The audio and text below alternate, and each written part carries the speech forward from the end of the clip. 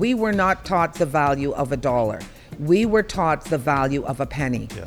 When you talk about this value of a penny, one of my peers who is also very successful, he has such a vivid memory of seeing a very successful businessman in the Bahamas. I won't say who it was, but he saw him in a restaurant and a 10-cent fell out of his hand and he bent over and picked it up and put it back in his pocket. And that is going to stick with my friend for the rest of his life, because he's thinking, you know, what is the value of a penny? What is the value of a dollar? And just not taking that for granted.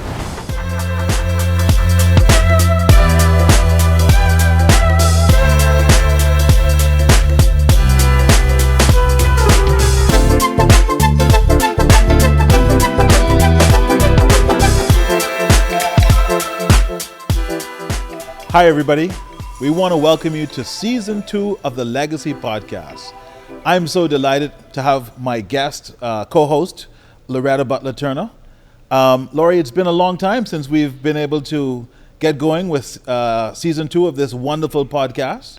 Franklyn, it is such a delight to be back. I almost feel like we're Hollywood, you know. You go ahead and you film for a few months and then you take a break. Excited is just a small word to describe how I'm feeling, because in our very first season, it seemed that there was so much anticipation and so much interest in what we were doing. The feedback has been phenomenal. And if I can just say right here at the top of the show, that we've got to recognize also the producers of this podcast. Absolutely. We've been nominated for the Bahamian Academy Awards, the Elevation Awards, for our first season of the podcast. And so I'm really excited to be here again. We want to thank our audience who have made this all possible, who've given us a lot of feedback. Remember now, when we started this was all predicated on the life and times of our grandfather, Sir Milo Butler, who is the head of our family, really. Absolutely. You know, and he has given us so much that we've inherited over the years, and we want to continue to spread the legacy of Sir Milo and his acumen in business, his acumen in politics, his acumen in family and the church, and how it all helped to foster our longevity in our business for the last 4 generations. That's for sure, Laurie. As you talk about that, I always think about the goodly heritage that we talk about. And I think those are the elements that certainly Sir Milo has blessed us with. And so it's a delight to be back. Absolutely. And this season, while we move away from the historical aspects of persons who would have known and interacted with Sir Milo intimately, closely, professionally, we're now going to focus a little bit more on a younger generation. Yes. Because we found that a lot of young people are listening into this podcast. And so, you know, we're very excited with the young people that we're going to be interviewing and having as our special guests during Season 2. No question about that. We've got some amazing guests lined up for the season of the podcast, Loretta. But before we get into introducing our amazing guest for this podcast, I really want to recognize our sponsors. Obviously, we have the Echo Art Gallery here at Bahamas. Thank you guys so much for joining us for Season 1 and Season 2. We're looking forward to a long partnership together. And of course, the Butler Legacy Foundation. Yes, and hopefully as we move into Season 2, we're going to fill our people in on more things that the Butler Legacy Foundation is doing. But, you know, we cannot downplay. This is the most amazing setting for these interviews. So big ups to Bahamas and the Echo Gallery for being our sponsors and sticking with us throughout. Thank you very much, Echo and Bahamas. Great. And so after this long break, it's great to be back. And Laurie, help me in introducing our wonderful guest. I mean, we have what is probably the most prominent young realtor, I was going to say almost in the history of the Bahamas, but that may be Mario. I could see Mario Carey saying, no, he's, you know, been through some other experiences. But Tim is a great example of what young entrepreneurship looks like. Obviously, you know, has a slew of accolades and just 30 years old. I watched Tim as a kid. Obviously, he's in the same age group as my kids, and I've got to tell you, his career path has been phenomenal. And so it is our delight to have Mr. Tim Smith with us today. He's obviously not just an up-and-coming real estate producer. He's one that's made it second consecutive year in the top 5%. 1%. 1%. I'm sorry. Oh my God. He's 1% in the top 1% producer, not only in the Bahamas but internationally for Better Home and Gardens. Yes, thank you. You're welcome. We're so proud to have you. We love success. Thank you for having me here. I'm grateful. I've been following this podcast. I have a lot of admiration for what you've been doing. The episodes have been great. And like you said, a lot of people are following the podcast. So I'm grateful for the invitation to be on it. So we want to welcome you, Tim. And I really want to talk a little bit about, just get straight into this and talk a little about what you do. 30 years old. How did you get to be in the top 1% in the world? Talk us through that, your kind of professional journey, because as far as I know, the history says you were supposed to be an accountant. Yes. So I went to school for accounting. I did 4 years in Georgia, and then I worked at an accounting firm all throughout my college career in summers. I came back home, spent 2 years doing accounting as well in audit with a Big Four accounting firm. And at that point, you know, even though I went to school for that, it was just in my mind. I wasn't enjoying the experience. I didn't feel like that was the career path for me at that point in time, and I decided to leave that job. I really didn't have a huge plan in place. I just knew that that wasn't something that I wanted to do at that point in time. And I was lucky enough to meet my now business partner, Mario Carey, who has been a pioneer in Bahamian real estate and international real estate for 45 plus years, well respected. And I'm always so grateful that I met him. And I think, you know, now I'm grateful and have the pleasure of being business partners with him, but he played a big role in me being able to accelerate my career to the point it is today. So I do credit him for fast tracking that.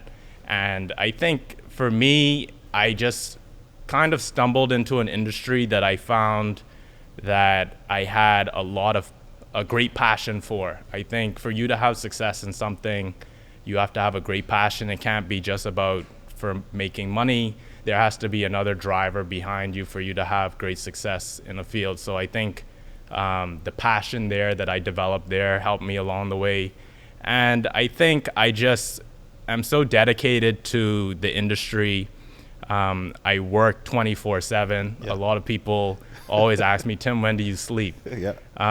So I think, you know, now I'm sitting here 7 years later and the hard work has paid off. I want to tell you, I want to congratulate you because you could have had the big corner office. You could have been in the big 5 accounting auditing firms. You could have been making big bucks doing that and just say, okay, you know, here I am, corporate world. But you wanted to be on the ground. You wanted to know what the heartbeat of the real estate market was. You capitulated. And you've developed your entrepreneurship. That is amazing. That is a story for persons who may find themselves boxed in to an environment that they're not truly happy about. Tell us about that, this passion that has gotten you into real estate. Yeah, so I think, like I said earlier, it was just something that I stumbled into. It wasn't something that I planned to get into, but just getting into it, I think naturally I am an entrepreneur.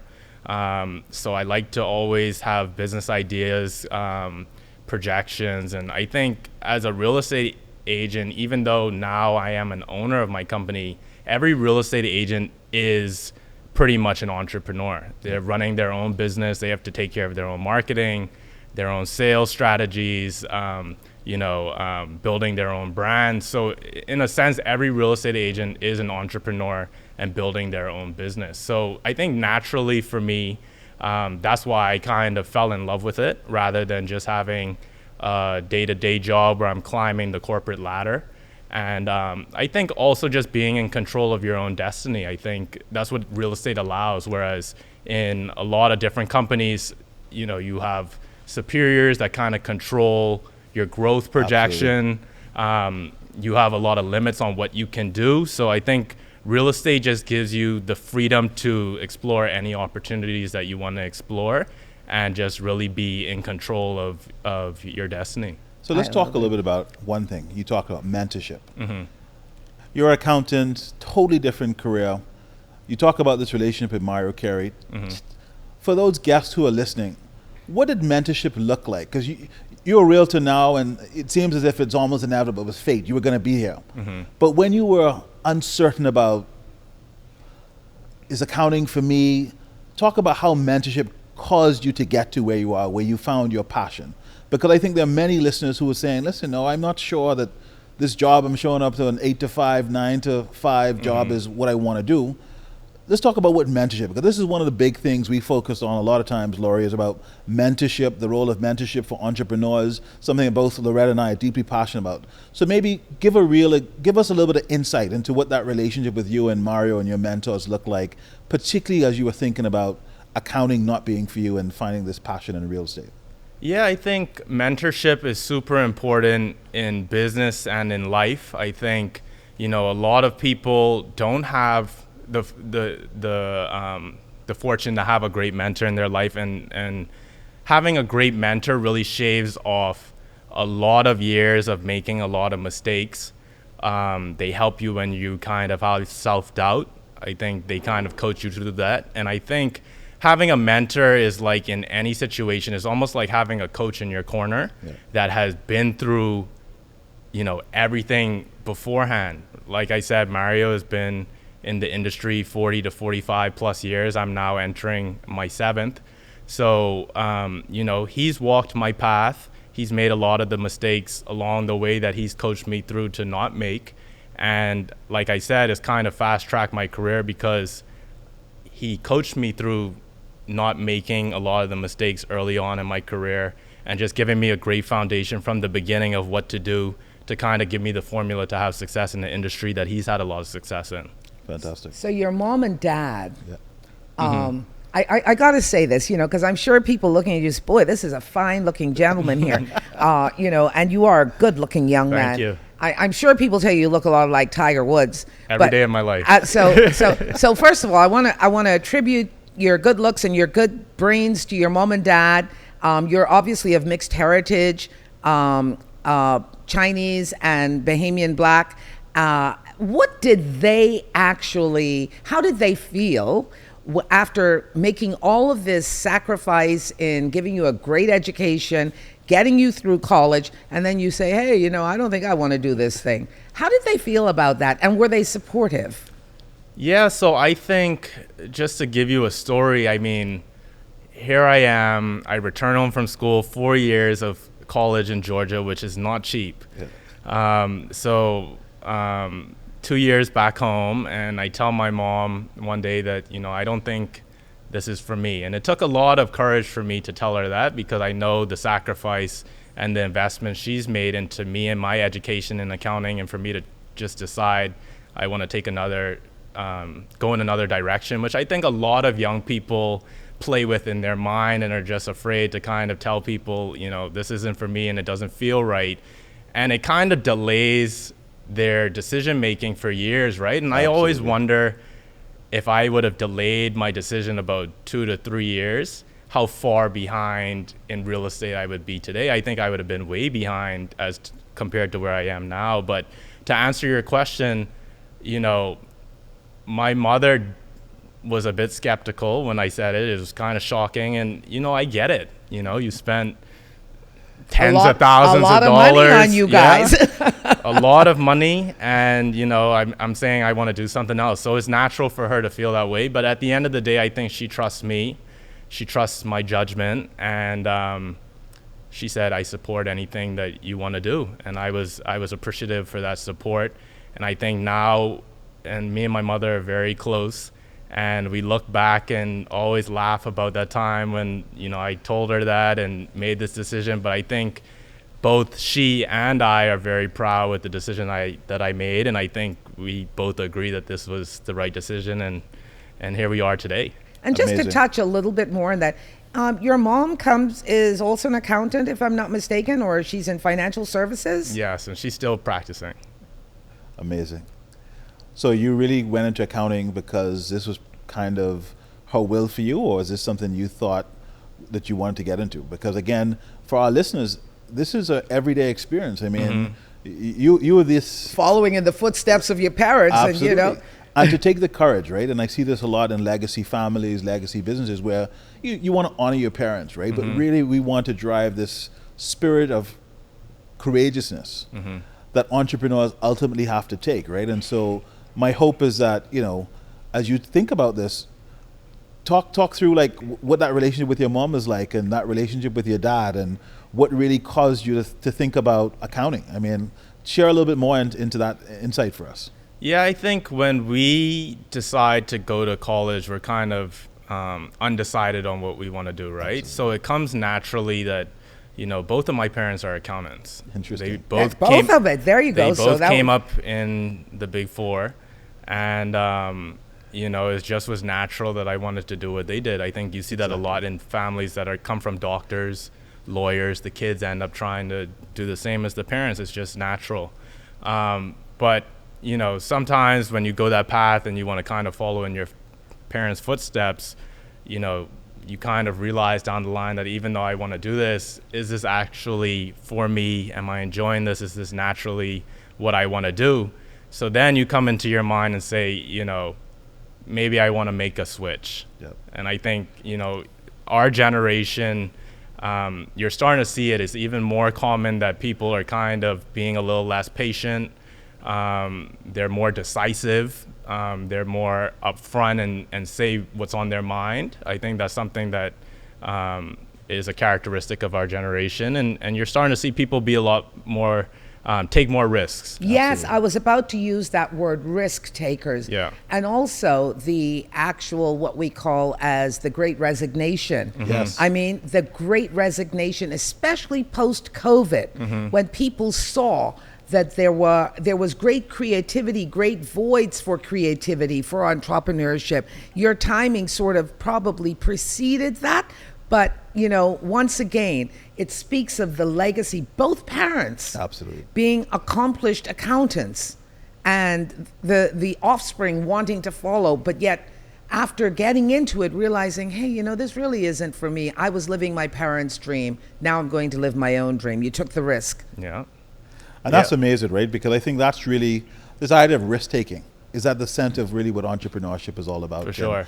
And Laurie, as you know, Laurie, both you and I have been in and out of our own family businesses and you obviously pursued your career in politics. And as you know, we talked a little bit in season 1 about you even moving away from what was the family's traditional political party and going to run the F&M. Of course, I'm now CEO of Kill Bahamas, and I've left my own family business.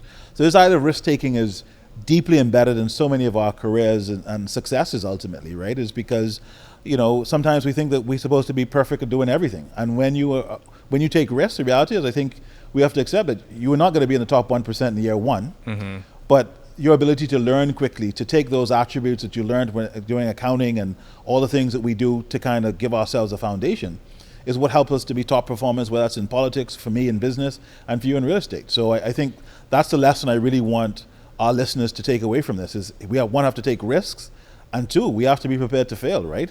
Because it's actually in the failing of taking this new career, not accepting when we take this new career, we're going to be immediate successes, right, mate? I mean, you said 7 years and you're in the top 1%, but let's talk about the first year or 2, Tim. What was that like when you transitioned? Yeah, so the first couple of years, I think a lot of people look at real estate and they see these big commissions. They see, you know, these big homes. They see, it's just really a sexy industry in general. I think you see the shows on TV, the showings, a lot of nice homes, like I said, but it takes a lot of work to really make a name for yourself in real estate, especially in the Bahamas. I think we're a very small market. There's not a ton of business to go around, but we have a lot of real estate agents. I think we're at about 800 real estate agents in the country at the moment. Wow. So very competitive, very cutthroat. Everyone's going after the same business. So you really have to be on it. And like I said, that's why I work nonstop. I'm 24/7. I'm always on it. I'm always available. And that's what's helped me have the success that I have today. But to your point, I think in the early years, I was starting to have conversations. I was trying to push the agenda. You know, I'm now in real estate. I was very young at the time as well. I was 23, so it's very tough for you to speak to people and for them to take you seriously at 23, right? To be in charge of real estate portfolios. This is a very important moment in their lives. To advise them on real estate purchases from an investment standpoint. So I get it. And I look very young as well. Like, a lot of people tell me I don't look 30, right? Exactly. So those were some of the struggles I had early on in my career. I think also, like I said, real estate agents are running their own businesses. They have to run their own finance, their own schedules.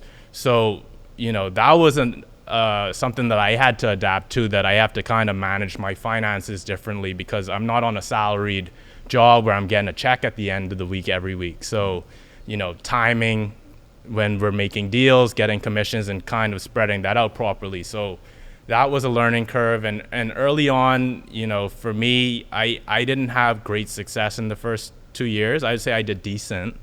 But you will see that in real estate in the Bahamas, a lot of people are weeded out in those first 2 years because they can't sustain themselves in those first 2 years because the income isn't as steady as they would have thought it would have been, right? So for me, the income wasn't as steady. I will admit, and I've said this on other episodes, that my bank account balance got below $1 at one point, and that was shocking for me. Wow. I mean, I've never been in a situation. Right. You were broke. I was broke. Absolutely. Yeah. And I want to just pivot on that because this goes right back to the origins of this entire podcast. When you talk about real estate being sexy, what they don't see is that 24/7 hard work that you put in. When we grew up as children, we were taught very early that, by the sweat of our brows will we eat bread. And I mean, that was sort of hammered into us through the generations. In other words, we could not splurge. We had to make sacrifices to be successful.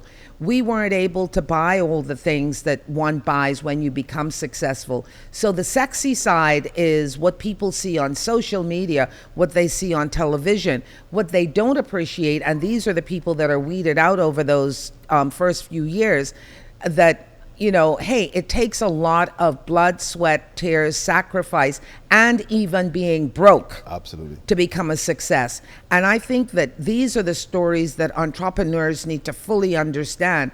We understand that because not only were we taught that, we were demonstrated to us over the generations. And so, Tim, to hear you as a young person who ventured out of a very lucrative career and then to be, broke, really. That's the point. And to climb and pull yourself up by your own bootstraps through hard work. I think that in and of itself is a story that needs to be totally aired. For sure. And to your point, I think it's through those experiences. You could tell when people are wealthy and have success, but they carry themselves in a different way. They kind of spend differently. They act like they've been there, right? And I think, it's through those experiences of people who have been through the hard times, and then they've been able to kind of get themselves back up and have a level of success where you're noticing that they're acting differently because they remember when they were at their lowest point, right? So, the struggle to get to that point is never easy. They remember those low points, and that's why they carry themselves so humbly.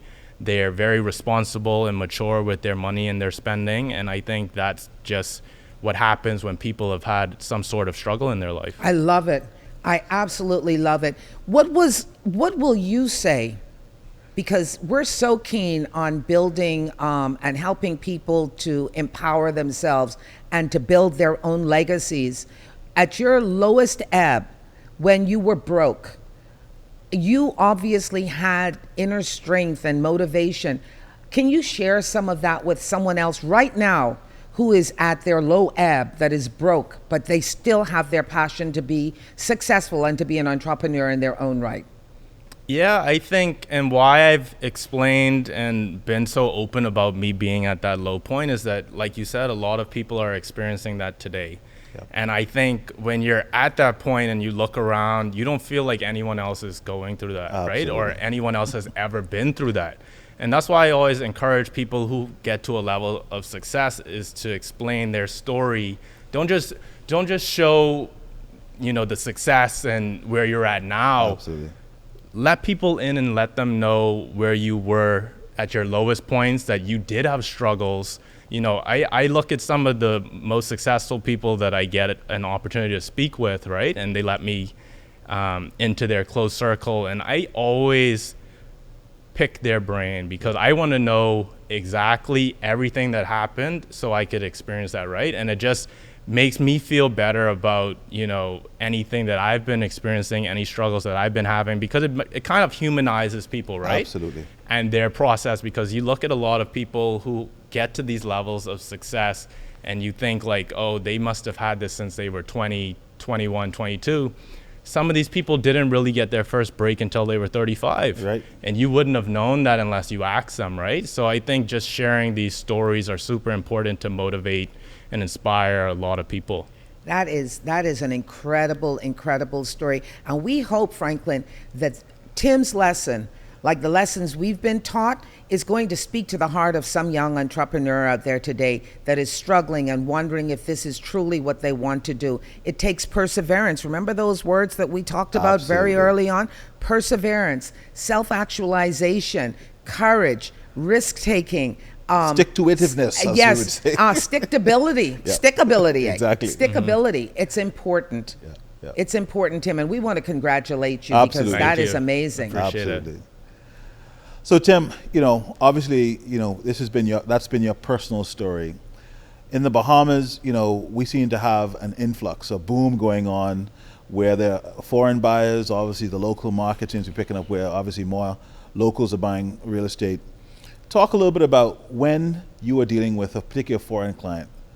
What are they seeing when they think about the Bahamas? This is one of the things I'm very curious about. What are your clients thinking about the Bahamas?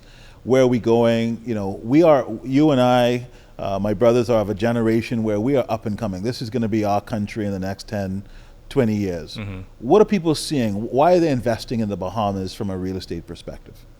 From a real estate perspective, there's a lot of different motivations why people end up in the Bahamas. One is leisure. They think this is the most beautiful place in the world. They want to spend time here with, them and their family. They just love the Bahamas. But obviously, there's another motivation is that we have a very attractive tax regime here, right? So, and real estate is the vehicle for you to get permanent residency to benefit from this tax regime here. So I think from a leisure standpoint, I arguably think that the Bahamas is probably, if not the best place to live in the world, one of the best places to live in the world. And I'm pretty well traveled. I speak with a lot of people who come here and they're like, man, this place is incredible. You don't feel like you're on earth here. Yep. And our proximity to a lot of places is what makes it attractive. Like, you don't have to travel 3 flights to get here. There's a lot of direct flights into the Bahamas. We're very close to the United States, the East Coast. So within, for example, a lot of my Canadian clients, right? They could be in Canada in the freezing cold weather, and in a 3-hour flight, they could be in 80 degree weather, just like that. So absolutely. I don't think it's a hard sell. The Bahamas makes my job very easy, where we have a lot to offer. And I think, like I said, the motivations are from a leisure purpose, or if it's a business decision and people want to make investments there as well. Say it again. It's better in the Bahamas, and God has truly blessed us. And when he was creating the Bahamas, he created the Bahamas as a heaven on earth. And we are a godly people. Thank God for our blessings. We are so excited to Loretta, hear that. You're on fire, man. This is the place where God lives. That's what absolutely one great pastor used to say. And let us not forget it. So, while we think, the Bahamas is wonderful, we're in the midst of Lent going into Easter. God has truly, truly blessed us. I personally believe the Bahamas is the best place in the world to live. And Tim has just reiterated that, and I'm so happy. But I believe that as we look at all of these investments and the high-end clients that you're selling to, Tim, I think it's also important that while your success is obviously predicated on a lot of luxury sales, Bahamians sometimes feel left out of the real estate market, feeling that they have been priced out of the market. And of course, the Bahamas is a lot much more than New Providence. And, you know, before we got on the show, we were talking about where else in the Bahamas can we look. We have a diverse landscape of islands, archipelago of over 700 islands and keys. Tell us a little bit, and also about, you know, real estate that is reasonable for young Bahamians and professionals throughout the Bahamas, and not just New Providence. Yeah, definitely. I think we kind of get caught up in just New Providence because that's where a lot of us work. I think to your point, you know, it's all about supply and demand. We do have a lot of people who want to live on the beach in New Providence, in the Bahamas. So, you know, the price has gone up quite a bit, and unfortunately it has become unattainable for a great population of our, a great percentage of our population that, you know, is just, from a price perspective, it may be a little out of reach.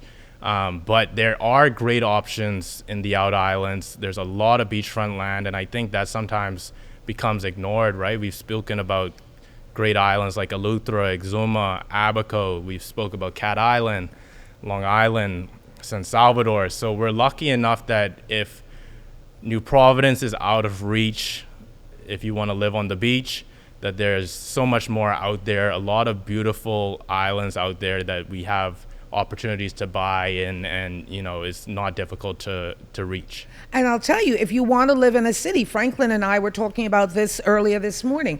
Freeport. I just came back from Freeport. It is the most well-planned city in the entire Bahamas. Absolutely. Real estate in Freeport is very affordable. People who live there are excited about it, and they say they can get residential property, they can build their homes for less. And nowadays, you know, there's so much new technology in terms of building. You know, I personally am on a big kick for tiny homes now because I'm getting old. And I figure that when I do my retirement home, it's going to be a tiny home, but it's going to be very efficient and it's going to be sustainable. But we must also educate our people, because this whole podcast is about educating. And I want people to be introduced to Grand Bahama. I want them to be introduced to Exuma, Eleuthera, Cat Island, Maiguana, Crooked Island, places like that. They are beautiful islands. No, I hear you, and you speak about Freeport. I tell people all the time, I love spending time in Freeport, and I just love the island. I think there's a lot to do there. I think it has so much potential over there. And the restaurants are good too. That's for sure. Yeah. I actually swam a 1.5 mile race in Freeport swimming in Grand Lucaya at the Basra. I don't know if they do that anymore, but I think they still do the triathlon and everything. Yeah, it's fabulous. Or the Ironman. You athletes know those things. But anytime I have an opportunity to go to Freeport, I always love to go. And you know, it's sad because, you know, here we are pivoting again, and we're talking about you know, creating entrepreneurship within the environs of the Bahamas. It's so unfortunate that so many of our people don't even know the extent of the Bahamas. Yes. You know, before they travel to a family island, they would much rather hop on a plane and go over to Florida to go shopping. And once again, you know, instead of spending that money on buying all that latest stuff in Florida, they can actually be investing that money. Tim is not only an accountant and an accomplished real estate agent, I'm sure he can advise them on investing that money in property around the Bahamas. For sure. No, I agree 100%. And I love the Bahamas. I always promote it anywhere I go. I wear the Bahamas on my heart. And it's a goal of mine to travel to as many different islands in the Bahamas as possible to experience it. Like last year, I spent some time in Ragged Island. Wonderful. How many Bahamians do you know who have been to Ragged Island, right? Been to every Bahamian island there is, I'm telling you. Isn't it beautiful? It's gorgeous. But best fishing in the world. Best, and I'm a big fisherman. And so let me tell you, I went down there. and you talk about a treasure, the best seafood, so accessible, and so much of it. Yeah, for sure. But like you said, it's just being able to have access to travel to these islands. Obviously, that comes at a cost. Yep. And that's one of the reasons I work so hard, right? Is that I want to be able to afford to be able to experience these other islands, experience the rest of the world. And that's, I think, one of the motivations for me as well, is for me to be able to work hard and to just explore the world and explore the Bahamas. And I think, I've been able to have a glimpse of that today. Yep. So Tim, I got a question. One of the things that I always try to be mindful of is this idea of privilege. I have had the opportunity, Loretta and I, with third generations of Butlers, absolutely we've had exposure. You, of course, have come from a family with both mom and dad. So real estate as a store of value is something that we have been exposed to. As you know, in our family, Loretta and I have been a part of the investments in Grand Bahama and the city of downtown, Freeport, etc. But for someone who hasn't had the exposure into real estate as a store of wealth, the entrepreneur who is first generation, just taking that risk, maybe give them some insights around how they should be thinking about real estate as a wealth preserver, and what are the opportunities and at what levels? Because the biggest question I hear from young people all the time is, hey, with all these foreigners buying up the land, how can we now afford to participate in Bahamian real estate? Yeah. And as we talk about the family islands, any kind of opportunities you see that for people who are thinking about 10 years, because I think that's one of the misconceptions I want to debunk, is wealth as a store, real estate as a store of wealth is a time thing. It's not something that happens today. You don't buy it today and tomorrow you flip it. I mean, everybody watches HGTV and, love it or list it or whatever, and they think, oh, you're going to make $200,000 today. But the reality is most people actually make returns in real estate over time. So what are some of those islands that you would be thinking about for that young entrepreneur who's saying, listen, I'm just starting out, I've got 50,000, I could go to the bank, 10,000, 20,000. What are those kind of sweet spots you think in our country that really give Bahamian an opportunity to own a piece of the rock? Yeah, I think you made a good point about wealth creation, right? And I think you both are very fortunate that you've had the exposure. The exposure was the word that stuck out to me from a young age, because of what your family has done, your grandfather, your parents, and you have been exposed to this, the concept of investing, stuff like that. And I think that's something that I strive towards in my family, my future family, is that I could kind of expose my kids to that. Their kids could be exposed to that, and just have that concept of investing and generating wealth. That's super important, that I think a lot of us as Bahamians don't have that concept and don't have that exposure. But I think when it comes to real estate, I think it's just an education thing. I think, if I wasn't in real estate right now, and I'm still constantly learning, right? Yeah. And I'm in it every day. I think I just try to take my knowledge, and everyone else who has the knowledge, we have to kind of pass that on to people and share that wealth of knowledge of how to invest in real estate, how to generate wealth through real estate investment, investing in properties that can generate passive income for you and your family, right? Correct. And my attempts at doing that is by creating educational videos. This is what you're doing right now in this podcast. We're sharing this with the public.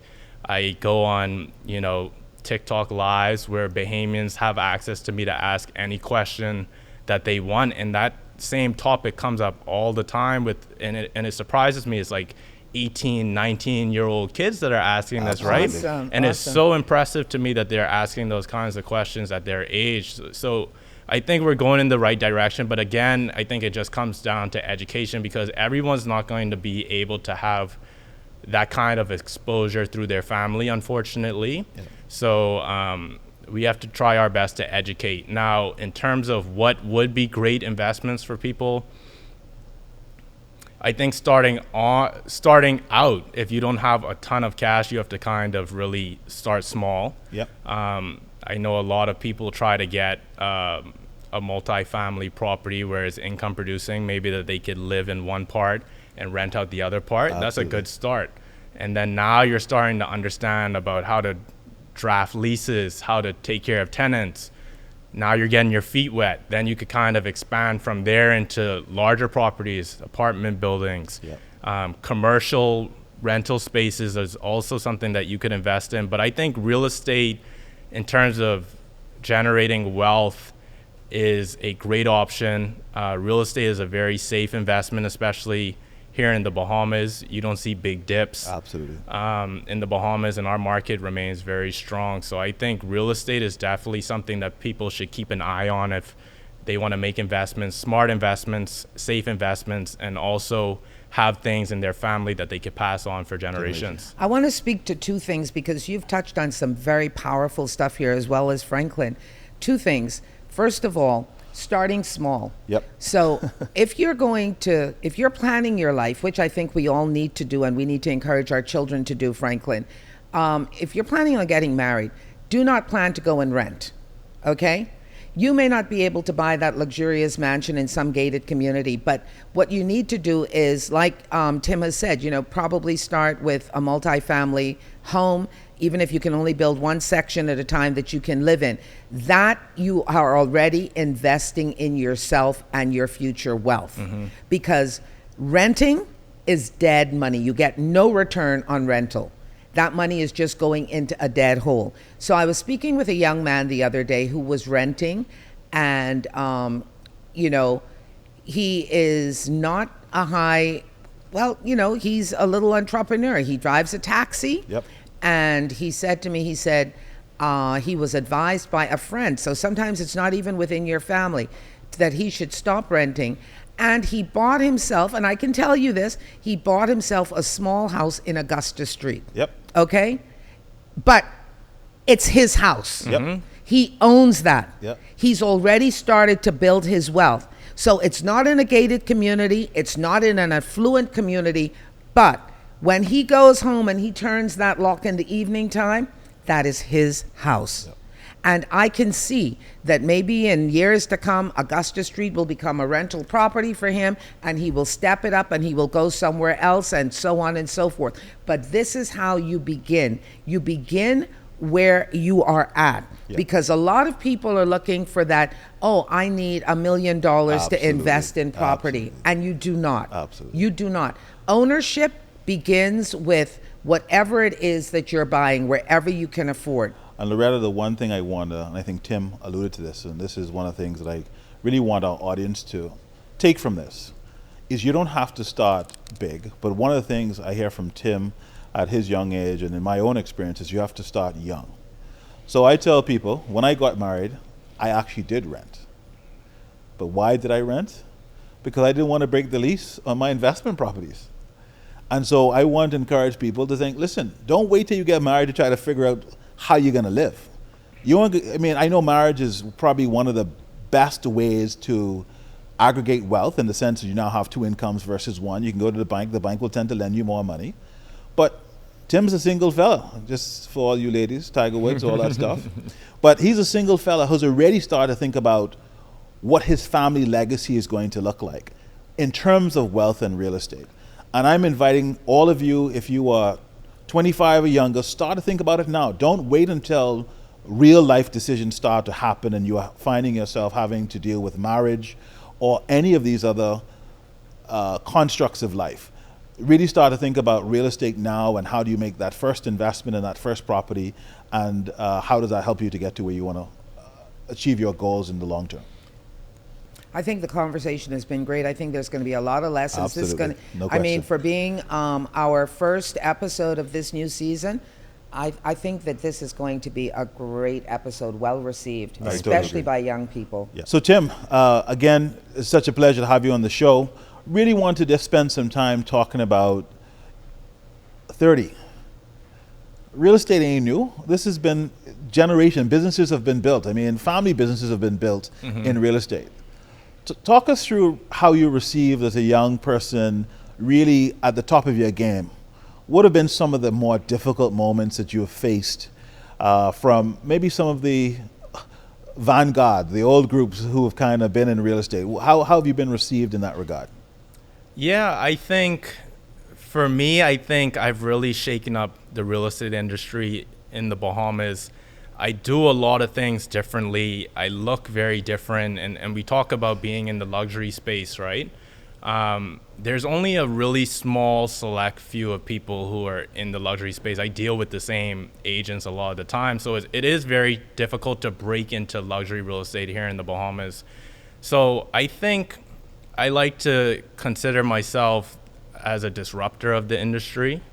I think a lot of people are starting to see the way that I market properties through social media. It's just something different that a lot of people aren't used to. The way that I kind of do events, the way that I kind of put myself out there. I'm doing these podcasts with you, and even you coming into the podcast space is so admirable. So I think it's really just shaking things up, and I'm starting to see a lot of people start to catch on, start to really adjust their strategies and kind of start to do things differently that they never would have done in the past.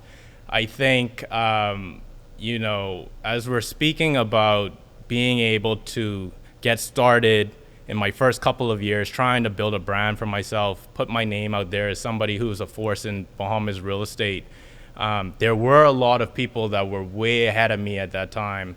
And I've been able to kind of close that gap. I've been able to catch up, surpass a few people. And I think I was able to do that. I always encourage people to run their own race in life. You don't look around and say, oh, they're so far, or they've got this and they're doing that. It's kind of like putting blinders on and just putting in the work. And it'll amaze you what you could accomplish in 3 years, 5 years, if you just really just focus on yourself, focus on your goal, focus on your purpose, and really just look up and look back and see what you've actually accomplished over the years. And you're starting to look around and people are starting to give you a different kind of respect and look at you more as a peer instead of somebody who's trying to make a name for themselves. So I'm grateful that that's happened, but I would say if I was to give people advice in that space, anyone who's trying to get into an industry and make a name for themselves, is just really run your own race, put on blinders, and just put in the hard work and, be patient. I think in a few years' time, you'll be able to look back and reap your rewards. You're very modest. You're extremely modest, and I commend you for that. I think humility and modesty also earns respect when you're doing something. You were not just a disruptor. You're now looking at being an influencer. When you look at the vanguard, when you look at those who've been doing real estate the way they've done real estate for generations, you realize that you're a millennial. You understand the value of social media, technology, and the use of all of this. I believe that, Tim, you have earned yourself the respect now in that luxury space where those who may have looked at you through the corner of their eye, like, where does the young upstart going? They will now say, you know what? He did put on his blinders. He didn't do it our way. He's done it differently. Speak to us about that, because that is a new development, if you will. And I will not just call you a disruptor. I'll call you now an influencer in that space. Speak to that, because obviously they are employing some of the methodologies that you have created in this space. Yeah, and I think my strategy is I like to look beyond the Bahamas. I like to see what are leaders in our industry doing on a world level. And when I look at the leaders in real estate in these markets like New York, LA, Toronto, they're all over the internet. They're in your face. They're speaking about real estate. It's hard not to notice them and their properties, right? So I've kind of taken that same approach. I'm a guy who's constantly on the internet, constantly learning, constantly keeping up with trends in the market, and just trying to stay relevant and stay up to date with what's going on a world level. And I think I just apply it here in the Bahamas, and a lot of people see it as something so new and so innovative, but it is innovative, but I'm just kind of catching us up to the rest of the world, right? And I think a lot of people are now jumping on board after they see I've kind of led the charge in kind of taking our industry there with these initiatives. And I'm happy to see a lot of people and my peers are now starting to jump on board and do some of the same things. So I want to share something with you. Historically, we've had the H.G. Christie's of the Bahamas. Yep. He didn't have social media 100 years ago. They're one of our leading real estate firms in the Bahamas. You know, H.G. Christie used the methodologies that he had available to him 100 years ago, where he actually got on planes and he went around the world and sold the Bahamas and brought back investors here that created places like Lyford Key. And, you know, I'm seeing this being done in a new way through you. And so, you know, when we talk about legacies, when we talk about history, when we talk about the advancements of the entrepreneurship and the development of an industry, we must pay respect to persons like the H.G. Christie's of the world. Sure. And of course now the Tim Smiths of the Bahamas. That's for sure. So I think that, you know, you're also seeing parallels there. And I'm sure that you know his grandson, John Christie, who's doing great things there. So I believe that while we have not reinvented the wheel, we fine-tuned the mechanisms in which the wheel is turned. Most definitely. And I think we have to kind of take advantage. Like you said, technology is always advancing. You're talking about, that was the first time I ever heard that he has to kind of fly around the world to promote the Bahamas. But now we're in a day and age where we have to use the tools that are available to us, right? We now live in a day and age where I could be in somebody's phone in Asia, Europe, anywhere in the world, Hawaii. I don't have to physically fly over there to kind of meet with them or to be in their phone. It's just kind of, you have to kind of use the tools available to you. Maybe you have to spend a little bit of money to kind of boost. We talk about geo-targeting certain areas to really kind of make sure that you're appearing in people's phones in that region. So I think we are lucky, and we talk about just reach and exposure. A lot of people, I spend 95% of my time in the Bahamas in a year, but I'm able to have this reach all over the world, and that's through your YouTubes, that's through your social media. So we are lucky that we're able to do that, and I think we're fortunate, and I think it just takes a lot of people adapting to the tools as they become available to us. Absolutely. Great. So Tim, any reflections from you? I mean, any thoughts that you may have for us? You know, this has just been so incredible, but I think we've picked your brain so much about real estate, but any questions that you may have for us in terms of, you know, how do you see, you know, our role in helping all young people out there to really engage in real estate? Yeah, I would say, you know, I was so excited when you guys invited me on this podcast. I think what the first thing that jumped into my mind that I wanted to ask when I was coming here is, your family has created a formula. You've shown success in being able to not only create generational wealth, but to also maintain it. That's the important thing. I think, you know, there's people who have had success, there's people who have had failures, and we see it all. But what do you think is the key as a family that you were able to create and maintain it? And how do you see it going forward, of how you're going to be able to maintain it? So that's a great question, Tim. For me, I think it's often around values, right? And, you know, our values around faith, our values are often around a sense of independence. We have very strong values in terms of having integrity and how we govern ourselves. But, you know, one of the things I've personally concluded around those values is this idea of independence is a very interesting value. And I think this, for me, is one of the things that I spent a lot of time reflecting on, is because we have this independence, this freedom of thought that allows Loretta to choose her path politically that may against the grain in a family perspective, or me to, that gives me the freedom to leave our family business and pursue my own dreams. And what I find is, for successful family businesses to remain successful, more people have got to recognize that the thing that got you where you are is often not the thing that's going to get you to the next phase of the journey.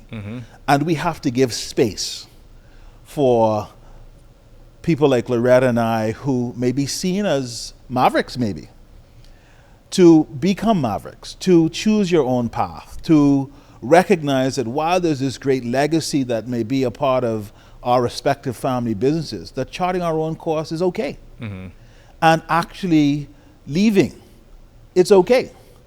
Because actually what happens is when we leave, but we recreate. And this is really what I think I've been doing in my own journey, is recreating the story of Milo Butler, but I'm doing it as Franklyn Butler. Or as my dad's generation, Franklyn Butler Sr., I'm now just his son, recreating the story of Milo Bolton Butler, my grandfather. And I think that is the thing that, for me, when I think about the values that undergird us, this is what keeps me connected to my family. So oftentimes I still contact, the larger family relationships. I'm still involved. I still communicate with them. But I do that with a sense of independence, a sense of freedom. That notwithstanding this legacy, I have the right to choose what I want for my life and what I want for me and my immediate family, because I'm married with one daughter. And that's what I think is beautiful about what makes our legacy so special. Now, I must say, I'm not sure everybody in our family feels that way, but that's been my own way of rationalizing part of my own maverick, or the maverick in me has been about saying, listen, my granddaddy taught me independence and this freedom of thought. And if I can think freely and I have my own views in the world, why not pursue that? But not do that necessarily at the expense of others, but do that by constantly reaching back when I can. I think both Loretta and I have done that. And so while the story is not written this way, I can tell you that it's documented. I've reached back on many occasions within my family's business to be supportive and to help. Oftentimes shun, but that's been my story. So to share and just to expound a little bit further, obviously strong values are the undergirding strengths of a legacy. And I want to reiterate that a legacy is not conflict free. There are many, many conflicts along the way, but being independent is very important. But independence is achieved through education. It is so important. Education has always been a key value that our family has placed on each of our lives. And thank goodness we've all had the ability to have very, very good education, the best that can be offered. And with education, your mind is expanded. By expanding your mind, your vision is expanded. And so while we may not all be moving in the same direction, we still all have the same objective. And so I think that when one talks about building success, building legacies, and, growing on foundations, obviously everyone's not going to be of the same vision. But at the end of the day, once that vision is grounded in those values and respect for each other, I believe that that tree will continue to grow in all directions, because as a fourth, fifth generation family business, you will see that the branches have gone off into many diverse areas. Not everyone is in the food business. Not everyone is in the political business, the funeral business, the development business, land development business. People are doing their own things. We have doctors, we have lawyers, we have great diversity in this, but it's all grounded in that value of being educated and being able to be affirmed in your beliefs and your values. For sure. And I think you brought up a great point, is just instilling great values in your kids from a young age. And I'm fortunate enough that I have friends that come from successful families, and I just always kind of look and observe, and I think the ones that are closest to me, they're very humble, very hardworking. You wouldn't know what they come from unless you really started to really dig into and ask them the questions, right? And I think you both are very humble as well, and I see that in you both. So I always wonder if it's one, instilling great values from a young age, but also knowing what's the value of hard work from a young age, and from at a young age not knowing what's the value of a dollar. I think some people are just given money to kind of spend at a very young age, and they don't really put a value on what it took to have money. That's powerful. Right? That's really powerful. And I think, I guess you could tell me if that relates in your experiences as well. Hands down. I mean, I told people, and I've shared this story before, one of the things my father was absolutely committed to, and I'm sure that Loretta's father would have been no different, was that we had to appreciate the value of a dollar. So there's some particular things that always stand out in my mind was, man, I'm a butler. But first of all, I didn't really know what a butler was in the context of how people perceive butlers, which was about money. Butler was about having a sense of pride, a sense of discipline. So my dad always used to say that you ain't better than people, but you're different. And so that's one of the things that always resonated with me, is that we had to recognize that we were different.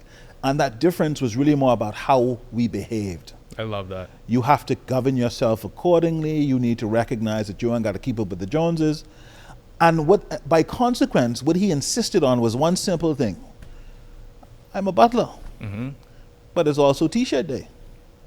And this brother can tell us, man, you ain't got to keep up with the Joneses. You got to go in uniform. So the only fellas in the whole of school who ain't paid the $10 for T-shirt day is the butlers. And I want to share another real story with you. I mean, and that's the truth. We were never taught to try and be like other people. But you talked about the value of a dollar. Franklyn did not have the opportunity as a younger part of Generation 3. I worked and lived intimately with our grandparents. And we never were even told the value of a dollar. We were shown the value of a penny. If Sir Milo and Lady Caroline were alive when the government of the Bahamas decided to get rid of pennies, I think he would have been a vociferous opponent against it. My grandfather taught us, I mean, I would see us, whether we were walking on Bay Street or we were walking in the pond, if there was a penny on the ground, Stop and pick that up. he did not walk over that penny. You know how people in parking lots drop pennies when they leave the food store? I still find myself picking up those now worthless pennies because he always reminded us that that penny will help to make $1. $1. If you only have 99 cents and you don't have a penny, you're not going to have $1. Our grandmother always carried a change purse. I would see her when we go to our own food store. The produce that may not have been the freshest, that could not be sold anymore to the general public, she would go in there and buy them with all of the change out of her change purse, pennies, nickels, dimes, and then she would take those fruit or produce home and either make cakes or whatever, but nothing went to waste. For sure. Absolutely nothing. So we were not taught the value of $1. We were taught the value of a penny. Agreed. And it's so important, especially for people who are in my generation, because I think when you talk about this value of a penny, one of my peers who is also very successful, he has such a vivid memory of seeing a very successful businessman in the Bahamas. I won't say who it was, but he saw him in a restaurant and a 10-cent fell out of his hand and he bent over and picked it up and put it back in his pocket. And that is going to stick with my friend for the rest of his life, because he's thinking, you know, a lot of people would have just left it on the floor. It's like, what is 10 cents? But to somebody who's had this level of success, has all this means, that he bent over and picked up that 10 cent and put it back in his pocket, it's just a lesson that, you know, what is the value of a penny? What is the value of $1? And just not taking that for granted. And I think that's the kind of things that we have to instill in our peers, our future families, for us to just kind of have that kind of same mentality. Right. Absolutely. So while you and Franklyn grew up on the value of dollars, I grew up on the value of pennies. So listen, Laurie, Tim, this has been an incredible conversation. I'm just thinking about all the nuggets that I've actually learned through this conversation from you, Tim, as you talk about your own journey in entrepreneurship, your transition and taking risks from being an accountant into real estate. Laurie, just recounting so many of the wonderful stories that both you and I share as being part of our Butler legacy. I hope our guests and our listeners who've listened to today's conversation are certainly impacted, Tim, by your story. And tune in to listen to this episode and all the other episodes that we continue to do. This has been a great start to season 2. And Tim, I want to thank you for taking the time. And Laura, I'm going to allow you to, again, thank our sponsors for But before I thank our sponsors, I just want to say one thing. I want to give Tim a little, impetus here. Young people, if you want to invest, you can put your money in the bank, but their banks are not paying any interest on money these days. We all know that because there's such a huge liquidity problem. Yep. Take your money, invest it in real estate. It's going to only go up. It's an increase in value. Do not invest in cars. As soon as you drive that car out of the parking lot, it depreciates. So those of you who think you need to impress the Joneses with your car, your shoes, your clothing, forget it. Go ahead, see Tim, go buy some real estate.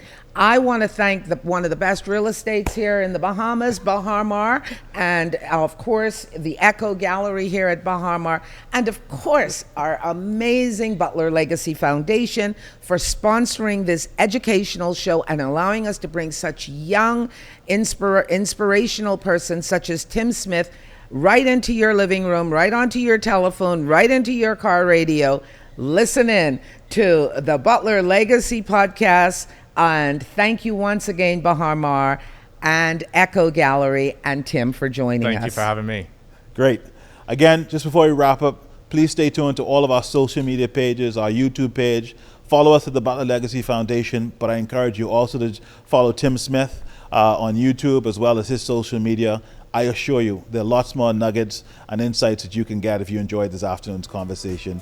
And we look forward to having you join us with the future episodes. Thank you.